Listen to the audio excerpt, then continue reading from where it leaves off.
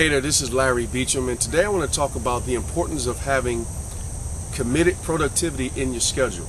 In other words, time management. It's a subject we hear all the time, but it's worth repeating again. Last night I went over to the local Toastmasters meeting where I go every Tuesday night, and afterwards we get together at a restaurant and we sort of fellowship. And I spent a little time with the club president, and we got to talking about time management, and he said something pretty powerful to me about your time.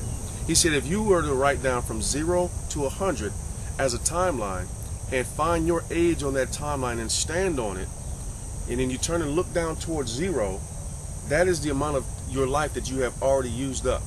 Then he said turn and look down towards 100, and that's the amount of your life that you have left to do whatever it is that you need to do.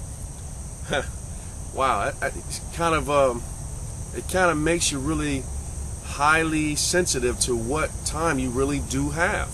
And we tend to spend time as though we have an abundance of it, an unlimited amount, but really we don't have it like we think we do.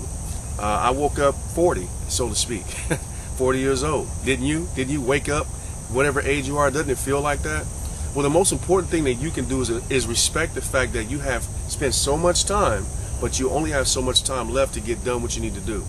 So I want to give you 3 things that you can do to work towards being much more productive with your time. First of all, accept the fact that you only have 24 hours in your day, but you must respect that. Meaning, well, you might say I don't have time, but if you really take a moment to look at where your time goes, you probably can discover some time that's been wasted or misused. For example, if you have a day job and you have a lunch and 2 breaks, what are you doing on your lunch and your 2 breaks? On your way home from work and the commute back and forth, what are you doing at that time? There's many little bites of time that you can actually use, and then when you commit yourself to making sure that you know where your time is, you can create the compound effect by doing little things over time, which will make a difference. The second thing that you need to do to work on your time is commit to a schedule. Now, it doesn't matter if you schedule 7 minutes to do something, or 14 minutes to do something, or 28 minutes to do something. Schedule the time. Subdivide your day out with a real committed plan. Don't just wander. Like this video right now is a planned event. I decide to get up and do this video at the same time every day. I know how much time it takes me to cut it. I know how much time it takes me to edit it. I know how much time it takes for me to publish and promote it. That is scheduled time, and I'm committed to it. So you have to do the same thing. The third thing that you have to do, which is toughest for most people, is really commit to staying on schedule.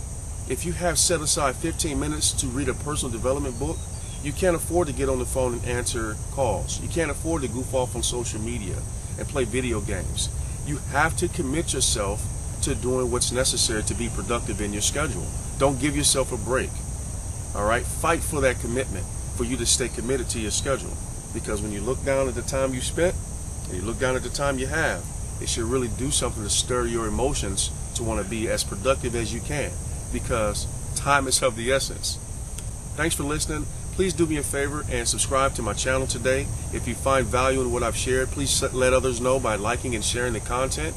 And check me out on LarryBeacham.com, and there you'll find some amazing other content and my free audio, 30 Things Top Producers All Have in Common. What you just listened to is one of those things. So thanks for listening, and I'll end this video as I end every other one. Go forth in victory. See you soon.